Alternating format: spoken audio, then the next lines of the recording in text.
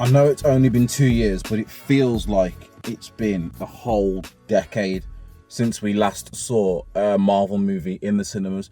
But, ladies and gentlemen, welcome to another episode of the MylesHighClubPodcast. I am your host, Myles. This is episode 31. And again, we're in a new location this time. I've been relegated to my car. And I'm currently parked on my drive, so I apologise if you hear any traffic or anything zooming past. But, you know, these are the adapt and survive. That's what I've got to do until my studio is completed and ready for me to start shooting in there. And the living room and the rest of the house is otherwise occupied and noisy. So this is my safe haven for today's episode, which is funny considering years ago when I thought about starting a podcast, this is how I was going to do it. Always travelled, just sit in my car, put the camera on my dashboard.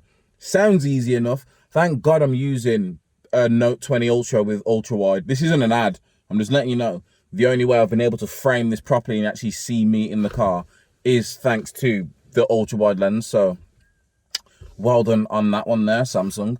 But yeah, straight into it. Marvel have announced 10 movie dates. So as far as I'm aware, they didn't announce any new movies. So everything they announced we knew was coming. We just didn't have a date for when this was all coming. I feel like it's been pushed back since since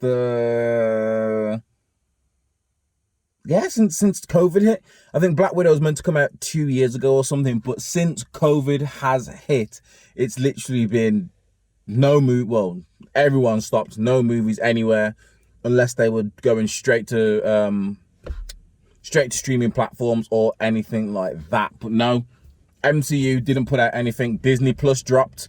I was there thinking, okay, maybe the MCU movies will just come straight out on Disneyplus. Nope, not one. They put out 2 TV shows.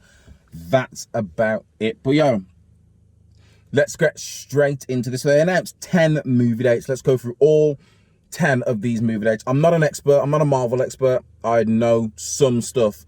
So again, I have no information about half of these. Well, I have no information about most of these movies, apart from there is a date. First movie, Black Widow, dropping July 9th, 2021. So that's, what, 2 months from the day of recording this? 2 months, give or take a few days. So yeah, Black Widow, which has been, this is the one, I say the one, but it's the one big flaw that Marvel has faced. The fact that it's taken them 10 plus years to do a solo female starring.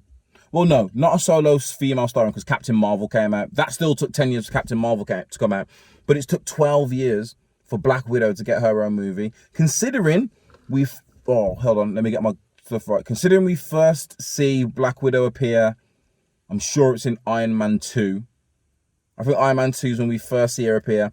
Then she's in the Avengers, and then she's in the Captain Americas and the other Avengers. Considering everyone seemed to get their own movie, fucking Ant-Man got a movie. And not Black Widow. This one is the one that's been long overdue.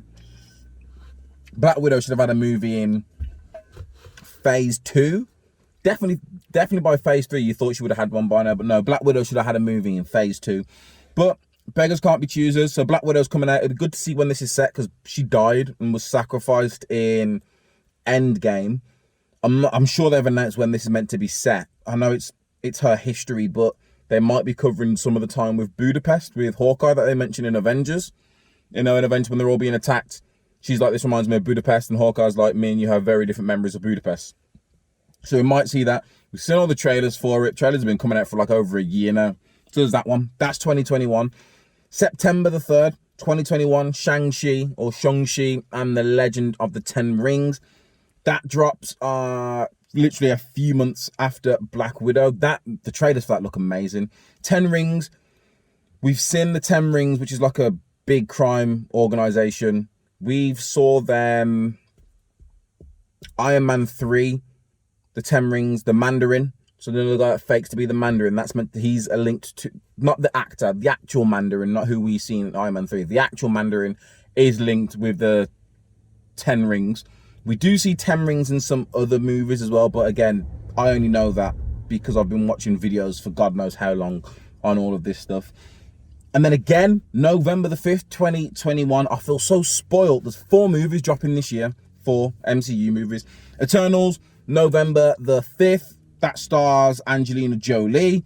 The Eternals, this is what they talk about the Eternals. The saga of Eternals, a race of immortal beings who lived on Earth and shaped its history and civilizations. From what I've been able to work out, the Eternals were created by the Celestials. If you don't know what the Celestials are, Ego from Guardians of the Galaxy 2, he was a Celestial in human form and then a planet form.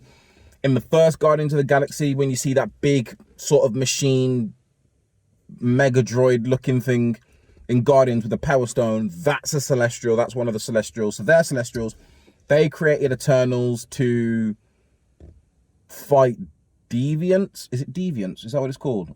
I'm sure it's Deviants because there's a Deviant gene. Fun fact, Thanos is an Eternal who was born with a Deviant gene, which is why he's purple and looks the way he looks. That's a Deviant gene he's got, but Thanos was an Eternal. They've linked, or they've said anyway, that the Eternals movie is either going to feature a young Thanos or it's going to feature something that'll be a part of a young Thanos' story. So that's another good one. And then completing a trilogy is December 17th, closing out the year, Spider-Man No Way Home. I can't wait for this one. I'm going to get into Spider-Man a little bit later, only because Andrew Garfield was trending recently. Just after this announcement, I don't know why it was after this announcement, but after this announcement of all these 10 movies, I noticed on Twitter that Andrew Garfield started trending, so we'll cover that. But Spider-Man No Way Home drops at the end of the year. So that's four movies this year. Normally for Marvel, that'll be overkill, because I'm sure the most they've ever dropped before, well, it would have been 3. The 2019, before COVID hit, I think we had Captain Marvel come out in February or March, and then Endgame came out in May, and then Spider-Man Far From Home came out towards the end of the year. So that was 3 films they dropped. They normally drop 2 films, start of the year, end of the year. Hold on, I'm going to try and see if I can get... Yeah, but start of the year, end of the year. And this will be, because of COVID, it's the first time, I was going to say ever, but only reason I know this is because I was looking at the release dates for everything before. But from what I can remember, this is one of the first times since 2008, 2009 that Marvel have gone a year, 2 years, without releasing one single movie, which, that's ridiculous. Hold on, here we go. So when the first ones came out, was it 2008? I'm sure it was. I'm sure Ant-Man, yeah, Ant-Man and the first Iron Man came out in 2008. So that was, so since then, it's been 10 years since they were literally doing 2 movies every year. I think 2009 they didn't release one, then they got right back on it. But yeah, so 4 movies this year. Thank the Marvel gods. And then next year, because again, that's only 4 dates, there's still 6 more movies to go. Next year, kicking off March 25th, 2022, Doctor Strange and the Multiverse of Madness. This is probably... Oh, hold on. Yeah, of the 10 movies that they've announced, this might be my most anticipated one. Doctor Strange is... yeah, Doctor Strange is my favourite MCU movie. Solo movies, when it comes to, like, not the team-ups, so not Avengers or Guardians or anything like that. Solo movies, Doctor Strange, I think, is my favourite. It's definitely top 3 for me, but it might be my favourite MCU film out there. Mentioned it last week, WandaVision is my favourite between the 2 shows, and that links into, well, that's apparently linking into Doctor Strange and the Multiverse, where Wanda might possibly be the bad guy of that film. So I can't wait for that. Doctor Strange, Multiverse of Madness, March the 25th, 2022. And then might be the second most anticipated movie, because again, this is the only person that's going to have 4 solo movies. Thor 4, Love and Thunder, which is meant to be bringing back Jane Foster. She's meant to be she should be taking over the mantle as Thor. So she's going to be Lady Thor. Well, she'll be Thor, but I'm sure in the comics she's referred to as Lady Thor. I could be wrong, but she's going to be Lady Thor. So that's going to, I can't wait for that one, because Ragnarok, listen, the first Thor, I was, then Thor 2, Dark World. Again, I was like, the first 2 Thor films, Thor's one of my favourite Avengers, but the first 2 films, I don't think they did Thor justice. But then Ragnarok was not only my favourite movie that came out that year, it's, again, it might be in my top 3 for MCU solo films, which is hard, because I have Iron Man and Captain America Winter Soldier but Thor Ragnarok and Doctor Strange. So yeah, Thor 4 comes out May the 6th. And then July the 8th, this literally, they're like 2 month intervals. You've got March, take April off, then May, then you take June off, then you've got July. So July the 8th, Wakanda Forever. So Black Panther 2, Wakanda Forever is the new title. That's coming out. Let's stop. Rest in peace, Chadwick Boseman, our Black Panther, forever our Black Panther. Ryan Coogler, the person that directed the first Black Panther, who's directing the second one, he has said he has no intention of replacing Black Panther. So they're not gonna like put a new character in there and be like, this is T'Challa, rest in peace Chadwick, but the story must go on. No, that's not gonna happen. So because again, this is something that snuck up on them and he kept it quiet, so no one was really expecting it. I don't know. They wouldn't have filmed anything to write him off out the movie.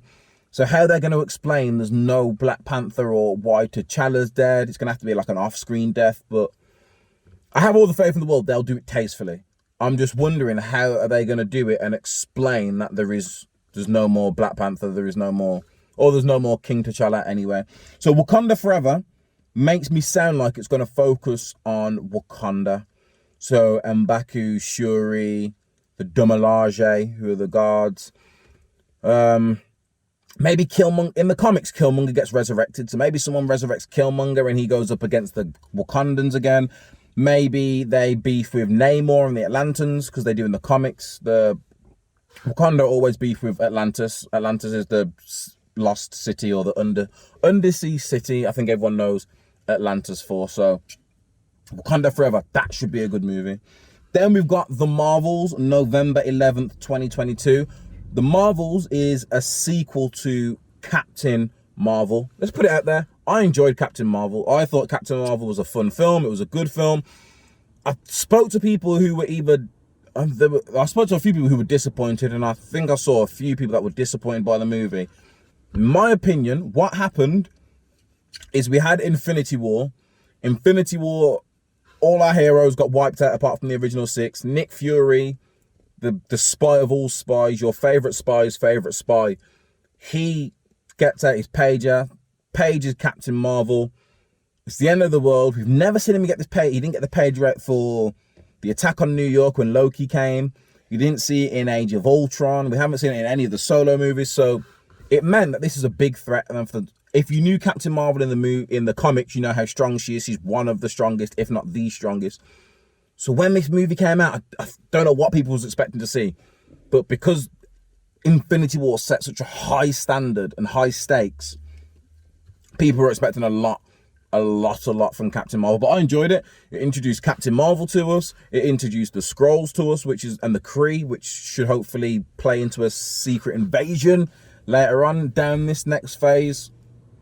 Fingers crossed. It did give us that shit excuse of what happened to Nick Fury's eye, with the cat scratching his eye. But listen, you can't win everything. You can't have your cake and eat it, as they say. So that's 2022. Doctor Strange, Thor Love and Thunder, Black Panther 2, Wakanda Forever, and The Marvels. And then the last 2 movies that were given dates is Ant-Man and the Wasp Quantumania, which is February the 17th, 2023. Again, Quantumania that leads me to think it's going to have something to do with the quantum realm. I don't know much about Ant-Man. I haven't read the Ant-Man comics. I didn't do much research into Ant-Man to know like who his villains are, what his main comic storylines are. So I don't know where they're going to go with it. All I can assume is it has something to do with the quantum realm. Maybe they bring back Ghost, who was in Ant-Man and the Wasp, where she was exposed to something and that happened.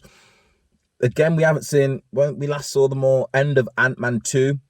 Ant-Man goes into the van to time travel. He goes into the quantum realm. The rest of them get snapped away. Obviously, they get brought back, and you see Wasp in the last fight of Endgame. But that's an interesting one. Again, Ant-Man to me it's just a fun film. I'm not mad at people that say they love it. I'm not mad at people who think it's the worst films in the MCU. To me, it's just a fun film. And then the final movie, well, not the final movie, but the last movie that was given a date of May the 5th, 2023, is Guardians of the Galaxy Volume 3, which then, from what they mentioned when I covered it before, when they announced everything that they were doing, March, if that's May 2023, Christmas of that same year, so 2023 Christmas, we should get a Guardians of the Galaxy Christmas special as well, because they've mentioned now they've got Disneyplus, they're going to do that.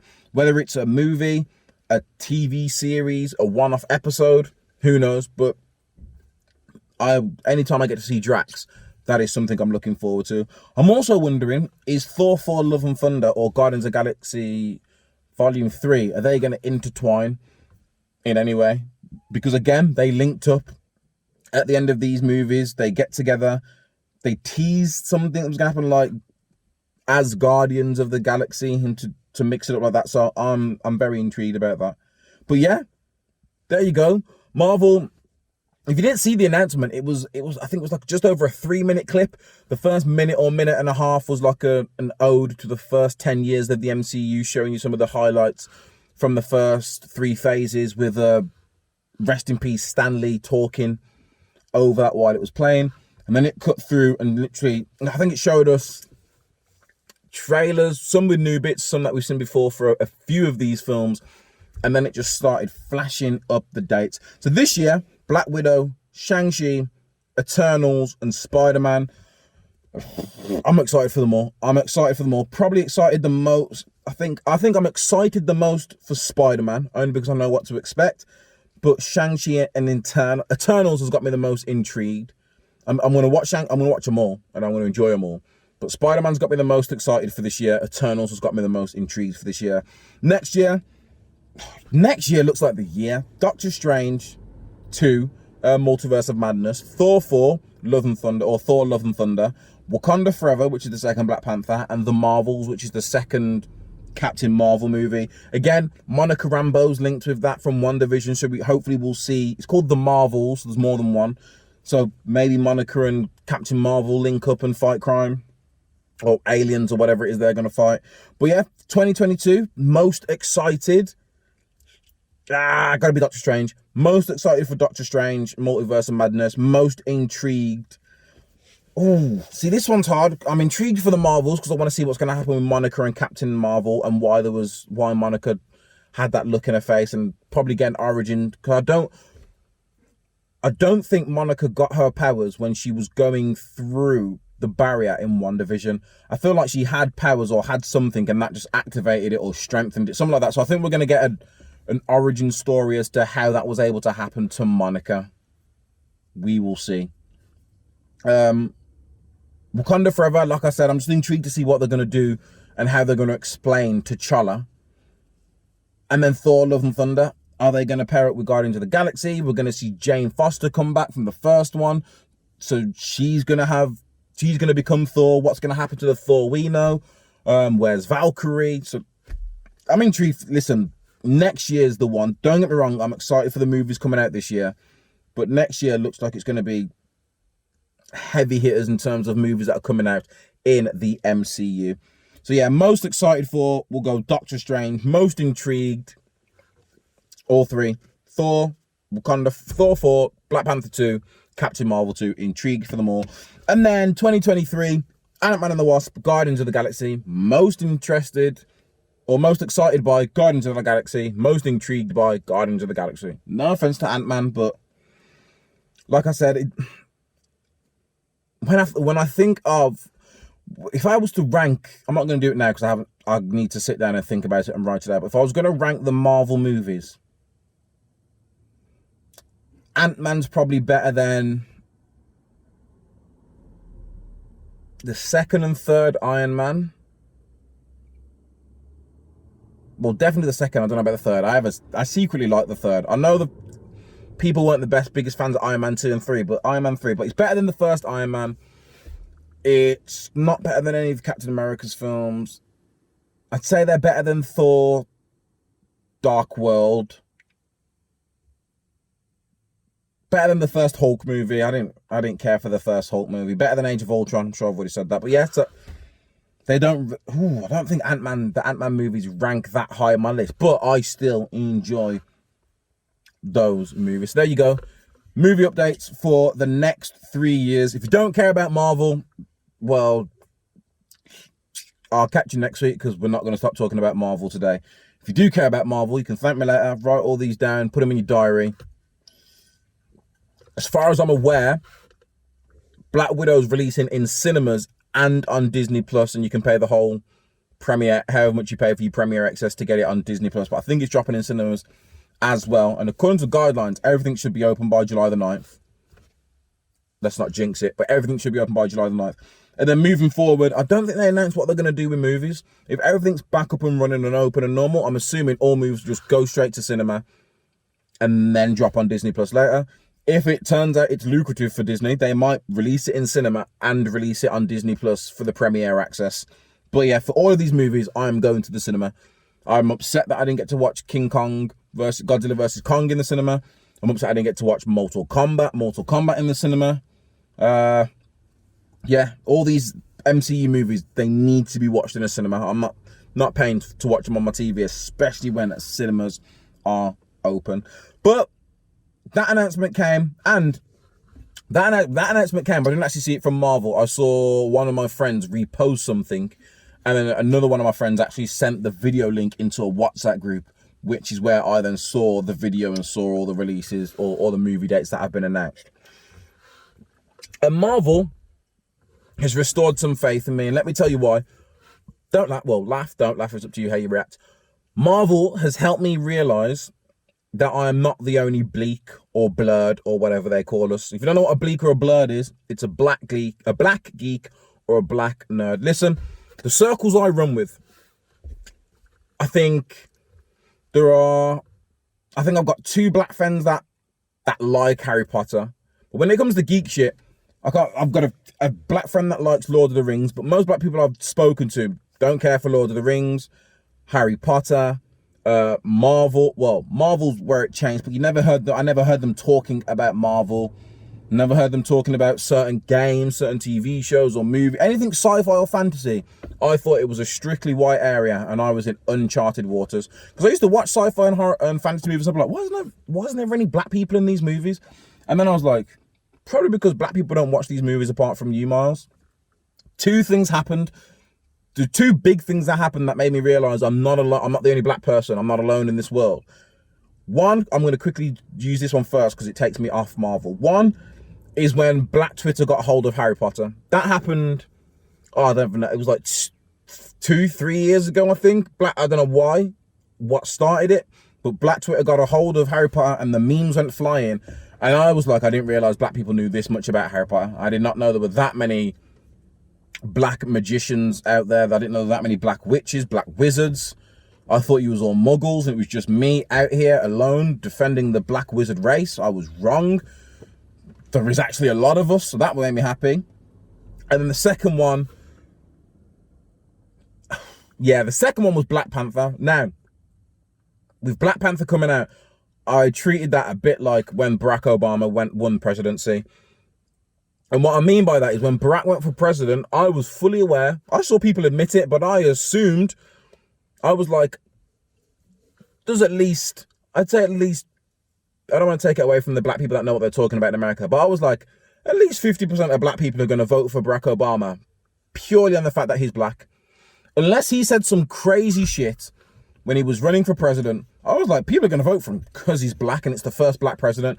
And someone makes it, is it Chris Rock? Someone tells a joke, it might be Dave Chappelle or Chris Rock, but someone tells a joke about how it's a black president and let us just have this one, so we're going to vote for him first, fuck it, just to get him in, just to say we've had a black president, and then when it comes around again, we'll actually vote properly to make sure the right black person gets in. That's what I think happened with Black Panther. Because again, I don't remember seeing this many black people hyped about one film, to the point where people were dressing up. When was the last time you saw black people dress up? I'm going to throw that question out there. Put it in the comments to me. I'm black and I rarely dress. I'm black and I like to dress up. I dressed up as Blade for one Halloween. Again, as a black person, very limited as who we can dress up as, because being black, we're proud of being black. So we want to dress up as someone black. There's just not a lot of characters to dress up as, but I digress. Black Panther came out and the black people came out in droves. Okay, we were led by the Africans, the proud Africans out there. Some of you were closet Africans. You would hide in your African heritage, and then Black Panther came out and you saw it was cool and you threw on a dashiki. But to all the proud black Africans that were out there from day dot, you guys came out and showed out. I'm talking every time I opened up social media, it was just someone, Wakanda forever. Everywhere there were songs, radio. Listen, everywhere you looked, black culture. Black Twitter got taken over by Wakanda. It was historic. There was so many things. It was like the first all black, majority black superhero movie. It was a big budget movie. Every lead role was by someone black. They were all speaking with an African accent that I think was mixed between South African and Swahili. Again, majority of the actors were all actually African or from African descent, like Lupita Nyong'o. So there was a lot to it. But Black Panther came out and I was like, oh shit. A lot of black people like Marvel. Again, I did think it was just to do with Black Panther. But then Infinity War and Endgame happened. And again, I still saw it on Black Twitter's like my black gauge. If I see Black Twitter talking about it, I'm like, oh, it's definitely within the black community. But I never used to see things like Marvel and all that trending. It was very much, and again, all the channels that I follow, it might be the algorithms that YouTube setting me up on, but all the channels that I followed around all this geek shit, whether it was Game of Thrones, Harry Potter, anything Marvel, any geek things, all the channels were white people. They were all ran by white people, all had white people hosting. It's not a shot at white people. Don't get offended. Don't start clutching your pearls and calling the police. I'm just saying, wherever I looked, it was just a sea of white. So I just assumed that was the kind of people that were watching these movies. But no, I have been reassured. And as life goes on, I'm starting to find more and more black people that do like Marvel, Harry Potter, Lord of the Rings, Star Wars. I was shocked when I saw Giggs. Giggs is a fan of Star Wars and Harry Potter. I remember when I saw that and I was like, well, if Giggs likes Harry Potter, that's fine by me. I was never going to stop liking Harry Potter. I don't care what you niggas do. But it made me feel a lot better. I felt a lot better. I was like, it's not just me. I knew there was black people out there somewhere. Some of them are ashamed. I'm definitely not ashamed. If you ask people, well, what do you know about Myles? Purple and Harry Potter, the two top things that would probably come out. It's probably a third, but you know, we'll leave. We've already had our 420 episode. We don't need to dwell on that right now. So yes, thank you, Marvel, for making me realise I'm not the only bleak or blurred out there, which is a black geek or a black nerd. There are more of us. If you are one of these people, reach out, fuck with me, we can talk. Where else do we go? No, while I remember this, as I still watch all these geek things, there's new rock stars is something I watch religiously. That's mainly white people, but recently they've brought on 2 black hosts. One of them's called Jessica. She came on and would do weekly reviews on One Division, and then the other one is Mastertainment ET.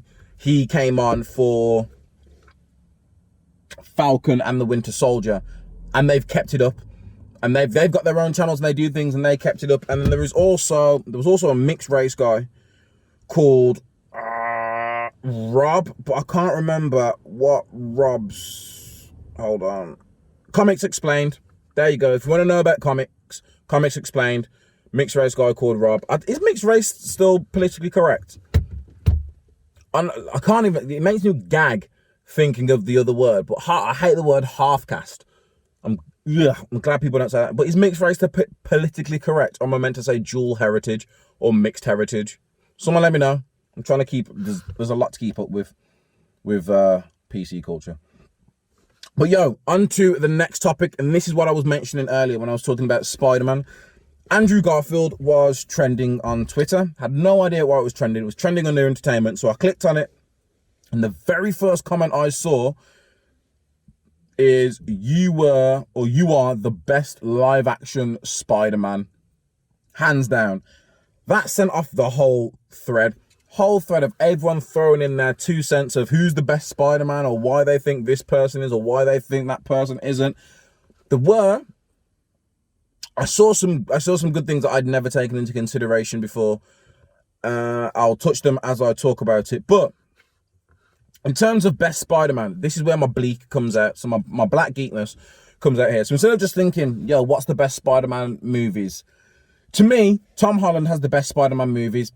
which is kind of unfair because they're the ones that are all backed by Disney, but they were all, Sony did the other two, and that's a big studio as well, so I'm not going to take that away from Disney. So I've split it into 3 categories. I shouldn't do it in 4 categories, but the only reason I've combined 2 categories because it was the exact same for me.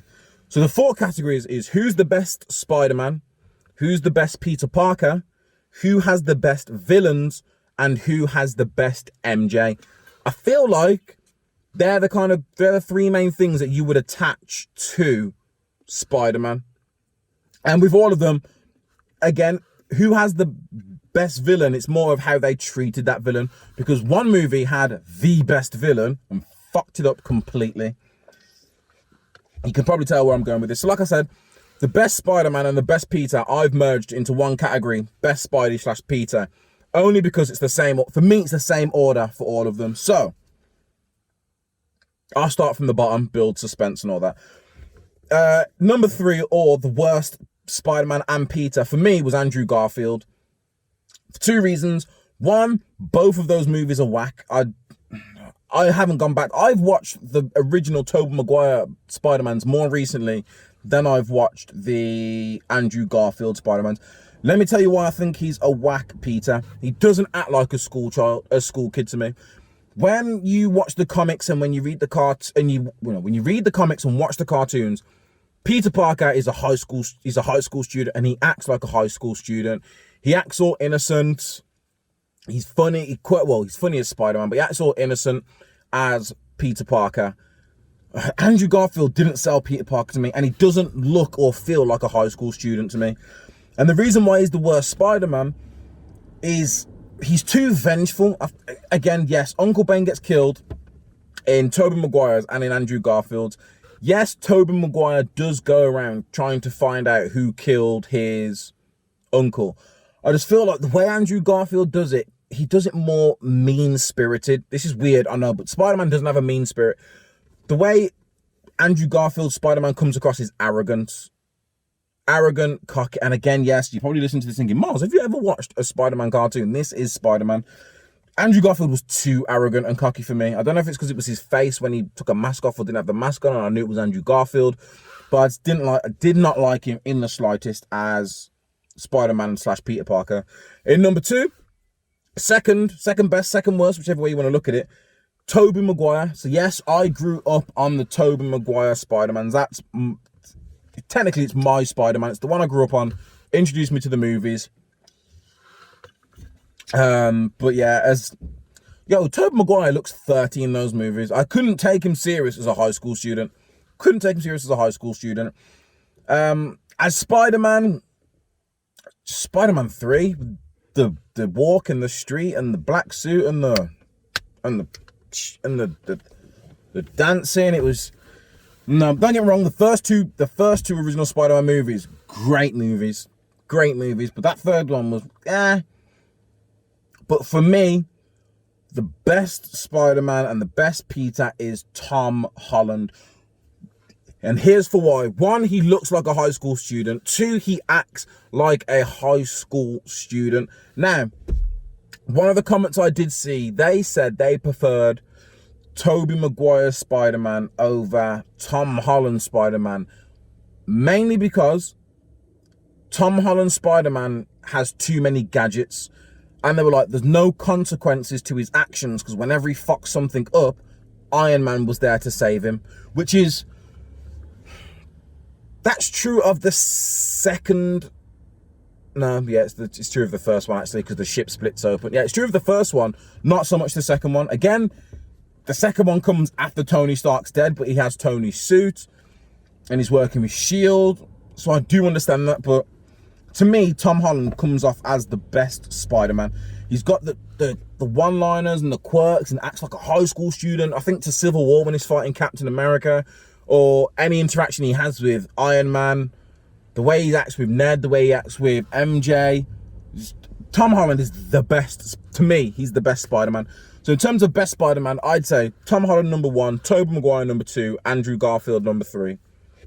Drop down to the next category, best villains. Who had the best villains? This is the way they looked, the way they acted, how they were defeated, how difficult they were to defeat, What was their reasoning behind it all? Oh, and this one took some debating, but to me, and this is live action, I should have explained this. These are all the best Spider-Man in terms of live action. Otherwise, Spider-Man Into the Spider-Verse, Miles Morales would top every single one of these lists. Best Spider-Man, best Peter, well, best Spider-Man, he's Miles, so that's that. But best version of Spider-Man, best villains, he has all the villains in there and they're all fucking amazing. So best villain to me, starting at the bottom again, third best villain was Green Goblin. Now, when I think back to watching that Spider-Man when I was young, Green Goblin scared me. Like, Green Goblin terrified me as a villain. The way he looked, the suit, the laugh, the glider, when he threw the glider into Spider-Man when they're fighting, the way he just kidnapped MJ and the bombs. The whole, yeah, the story and the way he changes, Harry Osborn, and comes out and grabs him. That was, to me, Green Goblin was a fantastic. I might change this round in a sec, actually, now that I think about it, because Green Goblin was an amazing villain. Defeated by Spider-Man ingenuity, he runs it at him. Green Goblin's controlling his glider, makes the glider charge at Spider-Man. Spider-Man uses spider sense, jumps over the glider. That ends up killing Green Goblin. But does it? One of them ones, but no. Green Goblin looks amazing. His threat level is high. Remember when he kidnaps? Yeah. I don't know why I'm acting like I can give spoilers away. This movie's been out for God knows how many, 10, 15 years now, so I think I'm fine for spoilers. But yeah, he kidnaps MJ. Such a good Green Goblin might move to number 2. Sitting in number 2 at the minute, so the second best. I don't want to think of it as Green Goblin's not the worst villain, but Green Goblin, because there's more than one villain. Green Goblin's the third best villain to me. The second best villain to me is Vulture from Tom Holland's Spider-Man Homecoming. Michael Keaton is such a good actor. He plays Vulture amazing. The tech is amazing. His plot and story, so Green Goblin gets corrupted by what he's taking. Or Harry Osborn gets corrupted, should I say. Vulture is working for a team, or he works with a team, working for an organization that's collecting all the rubble and machine parts from the Avengers movie. So when the Battle of New York happened, they're there basically doing all the cleanup. They all get laid off because Tony Stark, I think it's something to do with Stark Industries, they come in and they're going to clean things up. They all get laid off. He needs to make money. He's got a wife and kid to look after. So then he starts stealing some of the alien parts and converting that into technology that they can use and sell themselves.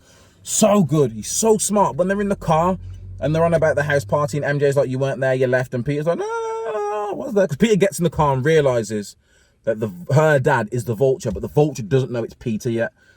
And what I'm about to say, I didn't notice. I saw this in a film. But basically, they're in the car. And when they're talking about it, the light's red on Michael Keaton's face, the Vulture's face. And MJ keeps dropping all these things about, oh yeah, you were at the party and then you had to go. And he's like, no, that wasn't, no, not MJ. It's the girl who's with you. You were at the party, you had to go. He's like, no, that wasn't me. Like, yeah, you did, you left. And then it clicks. And in his head, when it clicks, the light changes from red to green to show. Boom, it clicks. He asks Peter to stay in the car. He warns Peter, he tells him, yo, listen, just stay out of our way, all right? All right, mate, stay out of our way and you'll be good. Peter gets out of the car, doesn't listen, and the Vulture, the way he goes to take him out and flattens the buildings when Peter breaks into their little warehouse thing, the fight at the end with the plane, everything about it. Again, that movie, you know, it is the movie. The movie helps that villain so much, but I think Vulture was amazing in terms of villains. I'm leaving it as it is. Green Goblin has the look and everything, but the Vulture was presented slightly better and slightly smarter than the Green Goblin to me. And then the best villain, again to me, in my opinion, the best villain is Dr. Ock from Spider-Man 2, Tobey Maguire's Spider-Man 2. So good. And I like the way that they use that storyline in the Spider-Man game on PS4 that came out in 2019 as well. Easily the best game of that year. It's one of my favorite games that I've played that I can remember. I put it above God of War, and God of War is amazing. But no, Spider-Man might be my favorite game that I've played. Full stop. Story, graphics, gameplay, fight play, all of it amazing. But Doc Ock, for me, in the Spider-Man movie, is the best villain. He gets corrupted, sort of. He's got his arms, he can control them, and something happens and he gets the chip knocked out, and then his arms take over, and he's got the cool glasses. Called Dr. Ock, but he's only got 4 arms and 2 legs, and Oct means 8. Always confused. Oh, then again, the arms. Nah, he's got 2 arms, 2 legs, and then the 4. Okay, I just worked it all out right here on camera, live and direct. But Doc Ock is my favorite Spider-Man villain. Again, the way he's presented is so good. His story is so good. The way he dies at the end as well is more like a sacrifice. And Dr. Ock is presented the best. Of all the villains, Dr. Ock is the one. The second Spider-Man, you could argue, is better than the first Spider-Man. It's one of those where I wouldn't be able to split up one or two. I've only just realised me talking so much, my hot breath has just steamed up the car. But the only reason I don't want to wind the windows down is because all I'm going to hear is a whole lot of noise coming from outside. So, there you have it. But yeah, Dr. Ock, best villain, hands down. And then finally, while I'm there, Electro and the Lizard Man from Andrew Garfield are both the worst villains.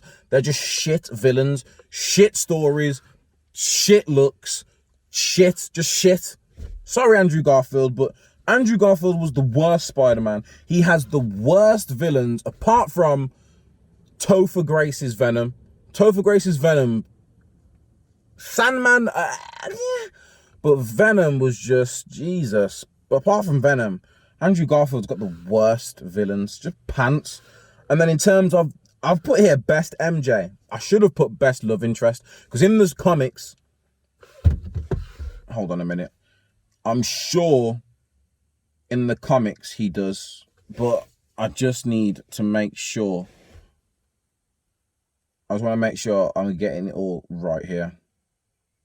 So yeah, because but it's in the comics he does. I'm sure Gwen Stacy's his first girlfriend, and then she dies, and then he gets with MJ, or he gets with MJ. They split up, then gets with Gwen Stacy. She dies, then gets back to MJ. But MJ, when you think of Spider-Man, you think of MJ. 2 films got it right, which is saying something, because again, Into the Spider-Verse, Spider-Gwen, that's Gwen's. We're not talking about just know Spider-Verse wins all these categories. So again, who had the worst love interest? I say worst, but yeah, the worst love interest, Emma Stone. Emma Stone, I think, killed that role. I think she actually did you know what? I want to say Emma Stone might have done a better job as Gwen Stacy than Kristen Dunst did as MJ. But again, the movies just sell it more for MJ. You care more. I cared more about MJ than I did about Gwen. Is it number 2? Yeah, because number 2, spoilers, Amazing Spider-Man 2, when Gwen dies. When she's falling down that thing, I had no emotional attachment to Gwen Stacy. None whatsoever. With MJ, I swear she gets kidnapped in every single Spider-Man film. Or every Tobey Maguire one. I feel like she got kidnapped at some point in every movie. But there was always that little bit of... I always felt that little bit. So I put Emma Stone as Gwen Stacy as 3. Kirsten Dunst as MJ because she gets annoying. She annoyed me at sometimes. You know, I might swap it. Yeah, I'm gonna swap it because Kirsten Dunst annoyed me as MJ in a lot of those scenes. So she can go to number 3. Then again, maybe she was supposed to, because then she gets with the boyfriend and it helps with the story. She annoyed me, but no, I'm gonna keep it as it is. Emma Stone 3, Kirsten Dunst 2, and Zendaya number 1. The beautiful queen that is Zendaya. Her and Tom Holland's chemistry, to me, on screen, is fantastic. The awkwardness, because again, the first movie, there's no romantic tension between them. It's the second movie when the romantic tension comes, and they're just so awkward about it. It reminds me of what you were like in high school, and you had a crush on someone, or you liked someone, or you first got with a girl. It was that awkward first, we're not in love with the butterfly. That they had that down pat. They sold it for me. So there you go. Again, one little trending thing to spot that whole topic. But for me, in order, going back through it again, best Spider-Man in order: Tom Holland, then Tobey Maguire, then Andrew Garfield. Best villains in order: Tobey Maguire's Spider-Man 2, Dr. Ock. Tom Holland's Spider-Man Homecoming's Vulture. And then Tobey Maguire's Spider-Man's Green Goblin. Doc Ock number 1, best villain, then Vulture, then Green Goblin. Argue amongst yourselves in the comments, let me know.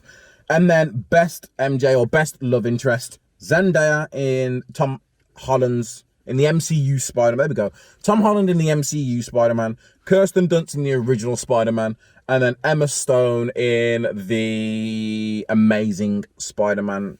So there's that.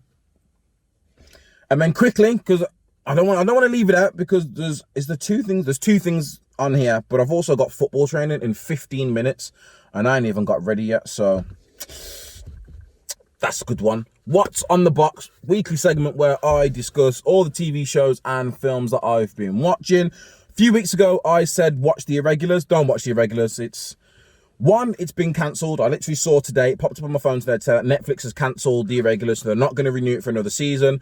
Probably due to the shitty storyline and the even shittier acting. The kids, listen, I'm a fan of anyone. Get your money, act on. But there are decent kid actors out there. But they're not kids, but the young adults, teenagers, whoever they are, that are the main group of kids in this. Their acting is just pants. So bad. It's so off-putting. Mortal Kombat came out a few weeks ago. I've watched Mortal Kombat. I have no complaints. It's a good film. Like I said, wish I'd seen it in cinema. Storyline, it's a decent storyline. Bunch of people are chosen. There's a tournament that happens every so often. The winner of that tournament gets things. The bad guys have won the tournament for the past 7 tournaments. I don't know. They've won a lot of tournaments, the past so many tournaments. If Earth lose again, then they lose the realm to the bad guys. The bad guys think, fuck this, we're not going to do the tournament, we're going to break the rules and go after them. Spoilers. I'm not going to get into it because I am rushing through it now. But Mortal Kombat, good watch. Fight scenes are amazing. They do all their classic fatalities. Everyone gets their fatalities off. The final fight between the first 10 minutes of Scorpion in action, and then him versus Sub-Zero, dope. The end scene of Scorpion versus Sub-Zero versus I was gonna say Liu Kang, but it's not Liu Kang. Liu Kang is in it, and Liu Kang is a bad boy in it as well. But just watch it, and then again, end of the film, setting up Johnny Cage. Maybe so. Again, it looks like we're gonna get more than one movie, and I'm here for it. It was a very good movie. And finally, what's in the box? I watched this yesterday. Hold on. Yeah, so today's May the 5th. So yesterday, May the 4th, a new Star Wars animated TV series came out on Disneyplus. Hour and a half pilot episode. Yes, please. Felt like a mini movie. It's animated TV series. It follows on after the Clone Wars. So literally, it starts with some of the clones out with a Jedi Master and their Padawan. You hear them execute Order 66. If you've watched Star Wars, or if you haven't watched Star Wars and you don't know what Order 66 is, Order 66 is basically when all the clones that were on the good guys team, Palpatine calls the order, they all switch and start killing all the Jedis to try and wipe out the Jedi race, and then that's when the Republic becomes the Empire.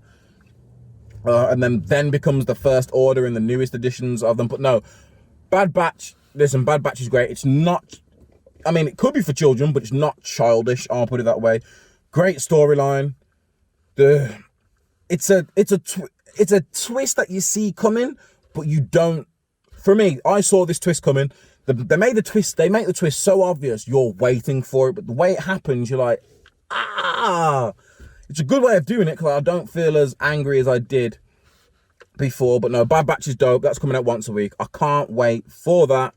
But that brings me to another episode of the Myles High Club podcast. Listen, 2-3 weeks tops, because I don't want to wait any longer, and the studio should be fully set up and running. It's just long. It's literally just long. One thing happens, another thing happens. It's all been insulated now. So it's been the walls and ceiling have been insulated. what we want to do, because I'm a messy fucker, is walls and ceilings have been insulated. I want to paint the wall, paint the ceiling. Once they've been painted, then insulate the floor and lay down the flooring so I don't get paint on the floor.